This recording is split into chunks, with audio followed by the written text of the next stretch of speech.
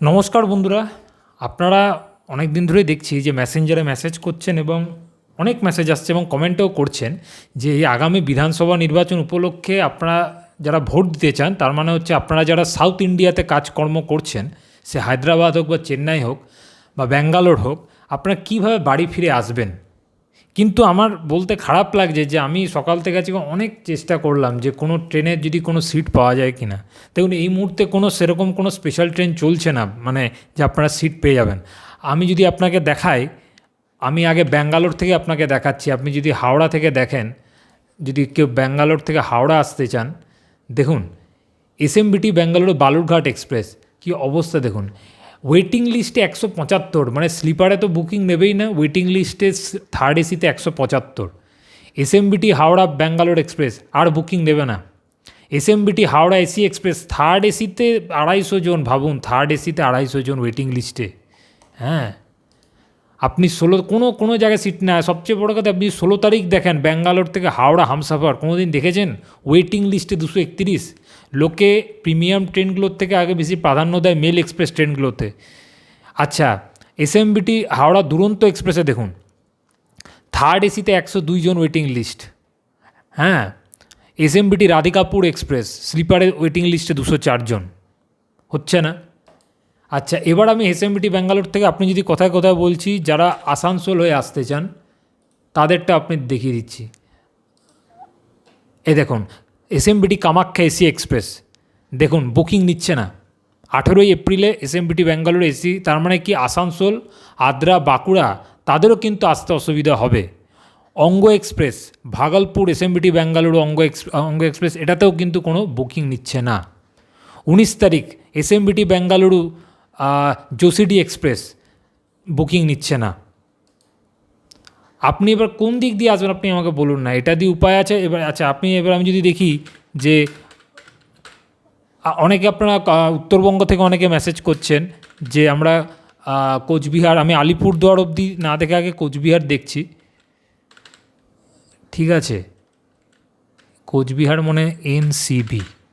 হ্যাঁ, আমি যদি দেখি 15 তারিখ, দেখুন গুয়াহাটি এক্সপ্রেসে বুকিং নাই, গুয়াহাটি এক্সপ্রেসে সিট নাই। আচ্ছা, আলিপুরদুয়ার অমৃত ভারত, 18 এপ্রিল বুকিং নিচ্ছে না। তার সাথে তো এসি এক্সপ্রেস যেটা আমি বললাম আসানসোল হয়ে আসে, ওটাতে তো বুকিং নাই। তো আপনারা আসবেন কোন ট্রেনে? নিউ তিনসুকিয়া এক্সপ্রেসেও বুকিং নিচ্ছে না 21 তারিখ, 23 তারিখে থেকে ভোট শুরু। তাহলে আপনারা আসবেন কী করে? এটাই তো হয়ে গেছে মুশকিল। আমি সরকারের কাছে অনুরোধ রাখবো যে এই সময় যদি কোনো একটা স্পেশাল ট্রেন চালানো যায়, অনেক মানুষেরই সুবিধা হয়, কারণ অনেক দূর দূরান্ত মানুষ থেকে যাদের ভোট দিতে আসতে হয় তাদের একটু সুবিধা হবে।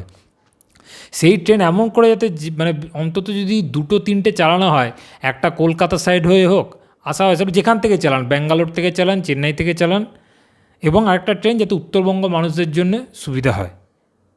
এবার কথা হচ্ছে, অনেক মানুষ অনেক জায়গায় বিভিন্ন জায়গায় কাজ করেন, অনেকে কেরালামে কাজ করছেন, অনেকে হায়দ্রাবাদে কাজ করছেন, অনেকে চেন্নাইতে কাজ করছেন, অনেকে ব্যাঙ্গালোরে কাজ করছেন, এবং এটা হয়ে গেছে খুব মুশকিল। আমি এতক্ষণ আপনাকে ব্যাঙ্গালোর দেখালাম, আমি যদি আপনাকে চেন্নাই দেখাই, আপনি চেন্নাই থেকেও পাবেন না, দেখবেন।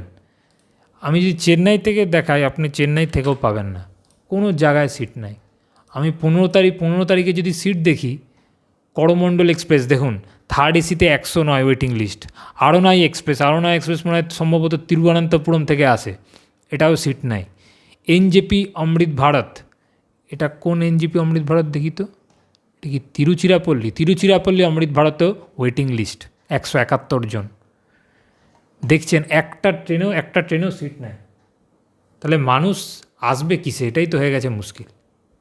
প্লাস আমি যদি উত্তরবঙ্গ থেকে দেখি, নিউ কোচবিহার পর্যন্ত দেখুন চেন্নাই থেকে আসার কোনো সিট নাই, গুয়াহাটি এক্সপ্রেসেও নাই, তাম্বারাম নিউ তিনসুকিয়া এক্সপ্রেসেও নাই। এটাই তো হয়ে গেছে মুশকিল।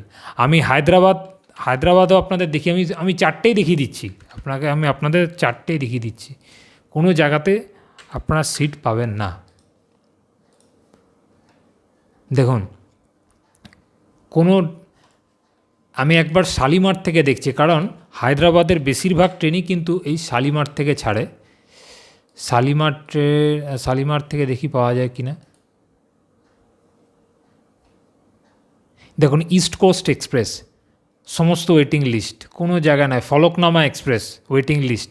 কামাখ্যা চারলাপাল্লি অমৃত ভারত যেটা নতুন চালু হলো মনে হয় 206 কি ওয়েটিং লিস্ট, কী করে আসবেন বলুন আপনারা? ইস্ট কোস্ট এক্সপ্রেস না, আসা খুব মুশকিল।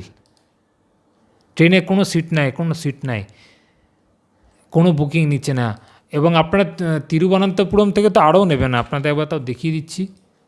হ্যাঁ, তিরুবনন্তপুরম থেকে আরও দেখুন waiting list. Shalimar superfast express 122 waiting লিস্টে আছে। এটা হচ্ছে আপনার 18ই এপ্রিল।